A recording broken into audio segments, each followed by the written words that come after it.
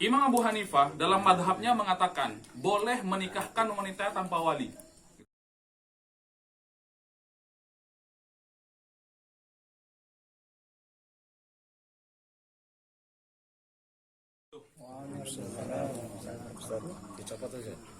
Oh. Alhamdulillah wassalatu wassalamu ala Rasulillah wa ala alihi wa ashabihi wa man tabi'ahum bi ihsanin ila yaumiddin, amma ba'du.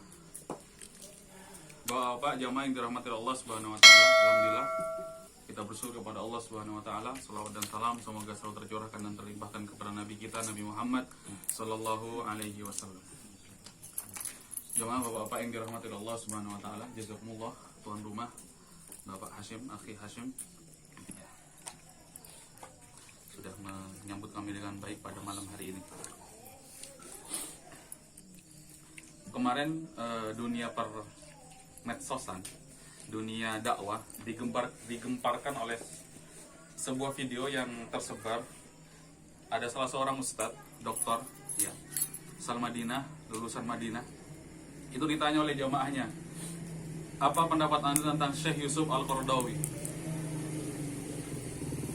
Kemudian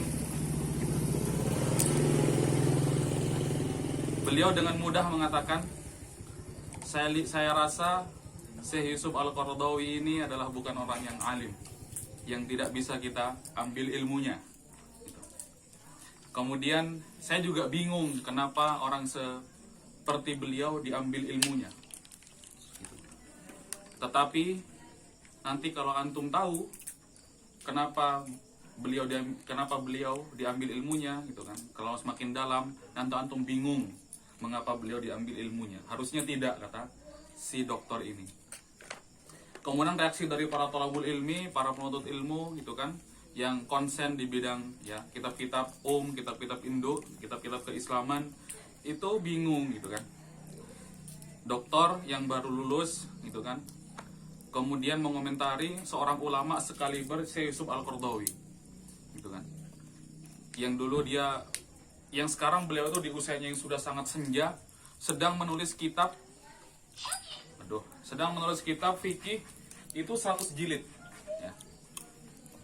Kalau bukan karena halul ilmi, tidak mungkin kitab 100 jilid itu terjadi, ya.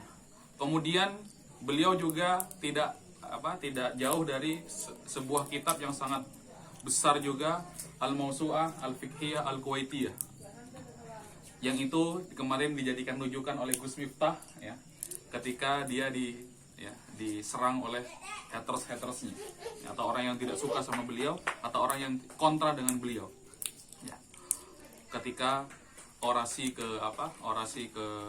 kebinekaan katanya di gereja pas itu. Jamaah yang dirahmati oleh Allah Subhanahu wa taala, ya. Kalau tadi dibilang, ya, berbeda pendapat itu ada, boleh, tapi jangan marah, gitu kan. Tapi bisa dipastikan dulu juga ada masa di mana para ulama itu ketika berbeda pendapat itu bukan karena ingin mencari kebenaran. Ya, ini sekaliber ulama, ya, ulama madhab. Ketika mereka jidal ataupun munadharah, ketika mereka adu dalil, itu sebenarnya banyak terjadi bukan karena ingin mencari kebenaran, tapi menguatkan posisi madhabnya, ya, menguatkan posisi madhabnya. Bawahan-bawahan ulama, misalkan Imam Abu Hanifah, itu kan. Jadi para Hanafiyah itu seringkali mereka tuh berjidal dengan orang-orang Maliki, misalkan Malikiyah, itu bukan karena ingin sampai kepada istimbat yang benar, kesimpulan hukum yang benar, tapi lebih kepada ingin menguatkan madhabnya masing-masing. Jamaah yang dirahmati Allah Subhanahu wa taala. Mengapa terjadi seperti itu? Karena kita tidak bisa pungkiri khilaf dalam Islam itu ada dua. Ada yang namanya khilaf mu'tabar, kemudian khilaf ghairu mu'tabar. Ya, khilaf di antara ulama yang itu bisa ditoleransi kalau itu adalah sebuah khilaf, kemudian khilaf yang tidak bisa ditoleransi kalau itu adalah sebuah khilaf. Jamaah yang dirahmati oleh Allah Subhanahu wa taala. Jadi khilaf ghairu mu'tabar, kemudian khilaf mu'tabar. Khilaf mu'tabar itu adalah khilaf yang bisa diterima. Ketika salah satu mengatakan A, kemudian si B mengatakan B, kalau itu adalah posisinya sebagai khilaf mu'tabar, maka itu tidak boleh ditinggalkan. Pilih salah satu yang lebih dekat dan menenangkan hati kalau kita sebagai orang yang taklid kepada salah seorang ulama, ya. Tetapi kalau khilaf ghairu mu'tabar itu harus ditinggalkan. Mengapa perdebatan yang terjadi di antara para ulama-ulama madhab itu sampai ingin menguatkan madhabnya? Karena khilaf yang seharusnya dia ghairu mu'tabar, ya, tidak bisa ditoleransi, itu dibawa karena khilaf yang mu'tabar. Sebenarnya itu khilaf yang tidak bisa ditoleransi, harus ditinggalkan. Tetapi mereka membawanya kepada khilaf yang mu'tabar, seolah-olah ini adalah khilaf yang memang benar ada, gitu kan.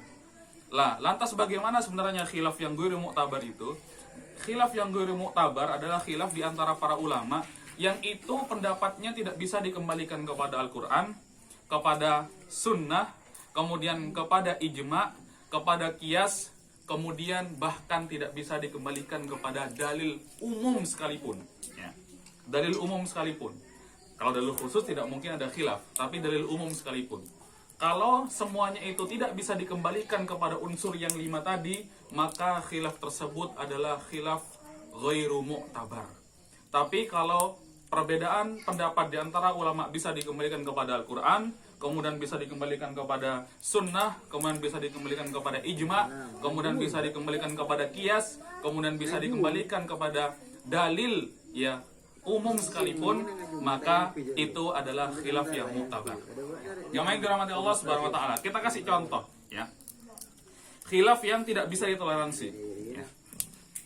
Imam Abu Hanifah dalam madhabnya mengatakan boleh menikahkan wanita tanpa wali, gitu kan.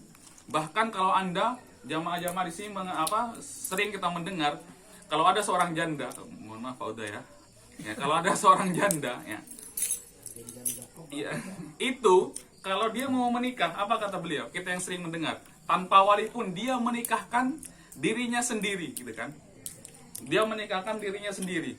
Pendapat ini bertentangan jelas dengan semua, ya, dengan semua hadis-hadis Nabi Muhammad SAW. La nikaha illa biwali. Tidak ada nikah kecuali dengan wali, gitu kan? Lah ini oleh para Imam Abu Hanifah dimasukkan, ya, pendapat ini dimasukkan sebagai khilaf mu'tabar. Pada ini bukan khilaf mu'tabar, tapi khilaf ghairu mu'tabar. Dan banyak lagi dalil-dalil yang membantah pendapat Imam Abu Hanifah, begitu kan, bahwasanya nikah itu adalah tidak boleh kecuali dengan ada wali. Itu sudah jelas, ya.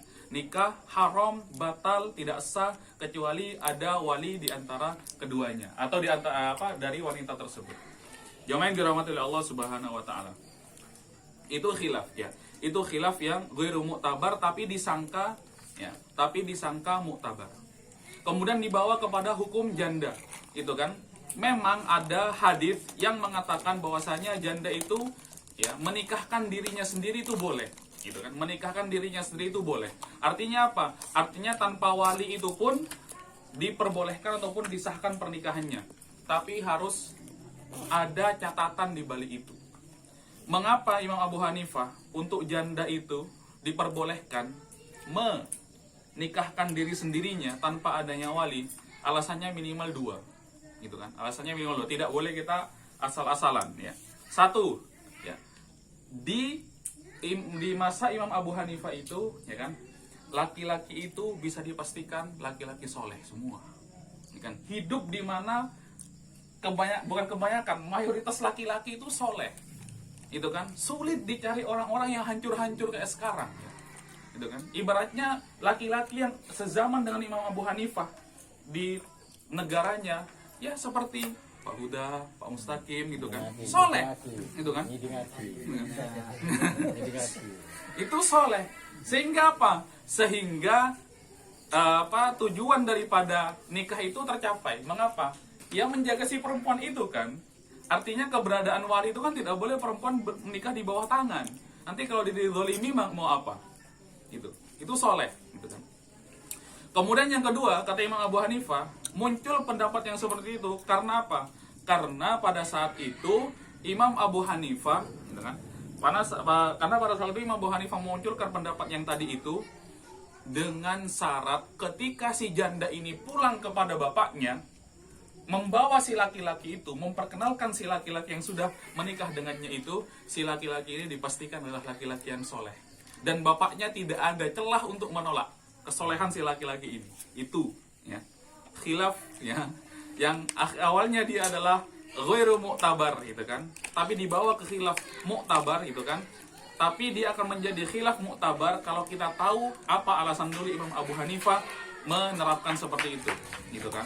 Tapi lagi-lagi, gitu kan, para ulama sepakat bahwasanya pendapat Imam Abu Hanifah ini, ketika memunculkan pendapat ini, semuanya dikatakan menyelisihi ijma' para ulama salaf.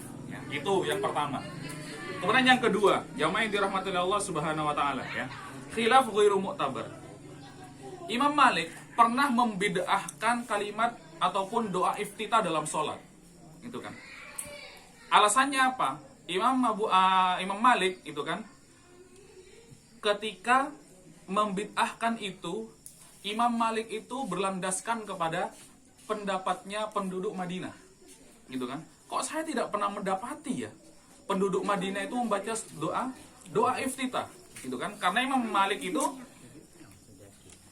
salah satu dalilnya adalah pendapat penduduk Madinah, gitu kan. Tetapi apa? Tetapi ada hadis yang menjelaskan bahwasanya, gitu kan, Rasulullah Shallallahu Alaihi Wasallam pernah mendengar salah seorang sahabat membaca Allahu Akbar kabira walhamdulillahi katsira, gitu kan. Sampai kata Rasulullah Shallallahu Alaihi Wasallam, sungguh langit itu terbuka, gitu kan. Sungguh langit itu terbuka ketika seorang musolli atau seorang yang sholat itu kan membaca kalimat itu. Akhirnya apa? Pendapat Imam Malik ketika membid'ahkan kalimat ataupun doa iftitah itu adalah khilaf yang ghairu mu'tabar, ya. Tidak bisa diambil. Pendapat Imam Malik ditolak, ya, secara mutlak. Karena apa? Karena menyelisihi sunnah-sunnah yang sudah disampaikan oleh Nabi Muhammad SAW. Yang main dirahmati oleh Allah Subhanahu wa taala. Ya kan? Sebenarnya khilaf-khilaf yang seperti ini itu, yang muktabar maupun yang ghairu muktabar, itu sering terjadi baik di bab akidah ataupun di bab selain akidah, gitu kan. Baik di bab akidah ataupun bab selain akidah, fikih ataupun bab akidah, gitu. Itu mereka terjadi itu semuanya, gitu kan. Yang pertama, misalkan kita lihat ya di bab akidah, khilaf yang ghairu muktabar, gitu kan. Mengapa ulama itu sepakat bahwasanya Syiah itu harus dikafirkan, gitu kan? Mengapa, gitu kan? Karena secara jelas dalam akidah mereka itu mengkafirkan mayoritas sahabat, kecuali orang-orang ya yang tertentu saja seperti Salman Al-Farisi dan lain sebagainya, gitu kan? Itu sudah tidak bisa ditawar-tawar lagi, gitu kan? Pendapat itu. Karena dia mengkafirkan para sahabat, maka keyakinan ini adalah keyakinan yang rusak, gitu kan. Jamaah yang dirahmati Allah Subhanahu wa taala.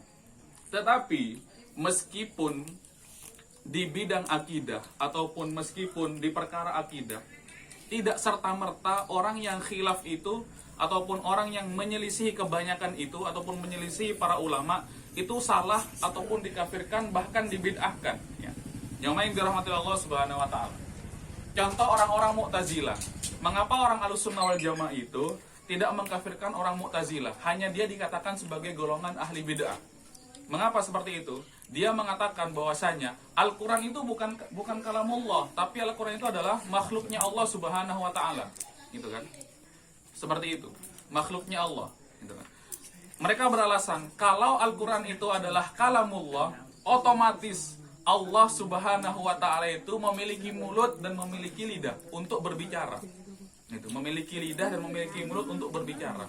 Maka pada akhirnya itu kan ditolak oleh orang-orang Mu'tazilah bahwasanya Allah itu memiliki mulut dan memiliki lidah untuk berbicara. Lantas apa kata si ini, kata orang-orang Mu'tazilah? Loh, Al-Qur'an itu bukan kalamullah, tapi Al-Qur'an itu adalah makhluk. Kenapa? Karena malaikat Jibril sebenarnya itu menerjemahkan keinginan Allah Subhanahu wa taala, kemudian dilafadzkan oleh malaikat Jibril, kemudian disampaikan kepada Nabi Muhammad SAW. Itu. Jadi mengingkari ini ya, jadi mengingkari kalamullah itu bukan lantas ada makna yang lain, tidak. Sebenarnya mereka tuh ingin mensucikan Allah Subhanahu wa taala dari sifat Allah yang menyerupai dengan makhluk. Akhirnya apa? Ketergelinciran mereka itu membawa mereka kepada perkara menyimpang dalam akidah, ya. Mereka tidak dikafirkan tapi hanya dibid'ahkan oleh para ini. Akhirnya apa? Kalau begitu berarti Allah punya mulut dong. Dibantah lagi oleh orang-orang Ahlussunnah wal Jamaah. Loh, kalau seandainya Allah itu tidak mengucapkan, tidak berkalam kepada malaikat Jibril, berarti Allah itu sebenarnya adalah Allah yang bisu, gitu kan? Atau paling tidak Allah yang tidak bisa berbicara, gitu. Itu lebih parah lagi. Akhirnya meninggalkan konsekuensi yang berat dan lain sebagainya. Itu. Makanya akhirnya orang-orang Mu'tazilah itu tidak dikafirkan, hanya mereka ya tergelincir di bidang akidah. Jamaah yang dirahmati oleh Allah Subhanahu wa taala, ya. Itu tadi, ya. Akhirnya apa? Akhirnya kita harus jujur, jamaah yang dirahmati Allah Subhanahu wa taala, ya. Harus jujur, gitu kan. Jangan sampai menghancurkan keutamaan orang-orang beriman. Kemudian jangan sampai menghancurkan keutamaan orang-orang yang berilmu karena tidak sesuai dengan dirinya, gitu kan. Harusnya dia adalah khilaf mu'tabar. Harusnya dia adalah khilaf yang mu'tabar, tapi dibawa kepada khilaf yang ghairu mu'tabar. Harusnya itu adalah khilaf yang ghairu mu'tabar, tapi dibawa kepada khilaf yang mu'tabar. Ya, itulah pembahasan dari usul fikih. Ya, sehingga apa? Sehingga kita menjadi lebih dewasa, kemudian kita bisa lebih jeli menghadapi perbedaan-perbedaan yang terjadi di tengah-tengah para ulama. Akhirnya tidak hanya di bidang akidah, bahkan juga di bidang fikih pun terjadi khilaf, gitu kan. Ketika mengkafirkan para sahabat, ya itu bukan lagi ghairu mu'tabar tapi mu'tabar. Disitulah mereka, orang-orang Syiah ini, mengapa mereka dikafirkan? Karena secara jelas mereka dalam akidahnya telah mengkafirkan para sahabat Nabi Muhammad SAW. Jamaah yang dirahmati Allah Subhanahu wa taala, ya, itu tadi ya macam-macam khilaf, ya. Jadi silakan bisa nanti diperdalam. Kalau pendapat itu tidak bisa dikembalikan kepada Al-Qur'an, Sunnah, ijma dan qiyas, bahkan dalil yang umum pun, gitu kan, maka itu adalah khilaf yang ghairu mu'tabar, gitu kan. Contoh dalil umum itu seperti apa, jamaah yang dirahmati Allah Subhanahu wa taala, sebagai penutup, ya. Contoh dalil umum itu seperti apa? Gitu kan. Kalau kita sedikit-sedikit menyalahkan amalan orang lain, gitu kan. Misalkan amalan itu ada dalilnya, harus dalilnya secara khusus karena itu adalah ibadah, gitu kan. Tidak boleh beramal yang tidak ada dalilnya. Kan seperti itu yang sering kita dengar. Tidak boleh beramal yang tidak ada dalilnya, gitu kan. Dia lupa bahwasanya dalil itu ada dalil khusus dan ada dalil umum. Kemudian kita tanyakan kepada orang tersebut, loh, gitu kan, kalau kamu mengatakan seperti itu, memang apa dalilnya kamu itu sholawatan atau berzikir sambil naik motor, gitu kan? Dalilnya apa? Gitu. Atau kamu sambil duduk-duduk kamu berzikir, ada nggak dalil khusus? Kamu duduk-duduk kemudian kamu sambil berzikir nyebut Allah Subhanahu wa taala. Gitu kan. Dalilnya apa? Dalil umum, udzkurullaha dzikran katsira, ya, perbanyaklah zikir dimanapun, ya, dimanapun kalian berada. Begitu. Itu seringkali itu seperti itu. Kemudian yang berikutnya, mereka lupa bahwasanya hadis Nabi Muhammad SAW itu bukan hanya hadis perbuatan, gitu kan. Ternyata hadis Nabi Muhammad itu juga ada hadis perkataan, hadis ikrar, kemudian hadis khulqiyah sama hadis khuluqiyah. Kan sering tuh muncul kalimat Rasulullah ngerjain enggak, gitu. Rasulullah ngerjain enggak, gitu. Seperti itu. Selalu dibawa kepada ibadah-ibadah yang harus ada dalil secara khusus. Contoh bagi orang yang mau menikah, ya. Berikutnya, contoh bagi orang yang mau menikah, mahar, gitu kan. Mahar ini ketika dibawa ke negara masing-masing akan berbeda, gitu kan. Rasulullah satu waktu harus memberikan mahar berapa puluh ekor onta. Tapi satu waktu Rasulullah SAW juga, silahkan kamu nikah meskipun khotam bin hadid, hanya sekedar cincin dari besi, gitu kan. Lantas bagaimana ini, gitu kan? Tidak ada ukuran secara paling atas tuh bagaimana, gitu kan? Bahkan tidak ada ukuran paling bawah, gitu. Kalau ukurannya orang-orang di Sulawesi ya harusnya 50 juta, 100 juta dan lain sebagainya, gitu kan. Kalau orang Sumeneb ya seperangkat alat sholat, ya, dibayar tunai, kemudian beberapa gram emas dan lain sebagainya. Akhirnya apa? Kemudian Islam itu tidak berhenti kepada, tidak menghalangi kearifan lokal. Akhirnya dikembalikan kepada al-urfu namanya. Gitu. Al-urfu tidak ada secara khusus berapa besarannya, kemudian juga berapa paling kecil. Kemudian bahkan ada yang menikah dengan sandal, ada yang menikah dengan hafalannya dan lain sebagainya. Jamaah yang dirahmati Allah Subhanahu wa taala. Itu tadi dua macam khilaf, mu'tabar dan ghairu mu'tabar. Yang mu'tabar masih bisa dikembalikan kepada 5 unsur itu, kemudian yang ghairu mu'tabar sudah tidak bisa dikembalikan, tapi jangan coba-coba membawa khilaf yang ghairu mu'tabar seolah-olah itu adalah khilaf yang mu'tabar. Jamaah yang dirahmati oleh Allah Subhanahu wa taala, mungkin itu yang bisa kami sampaikan. Akhiru da'wana walhamdulillahirabbil alamin. Assalamualaikum warahmatullahi wabarakatuh. Waalaikumsalam warahmatullahi wabarakatuh.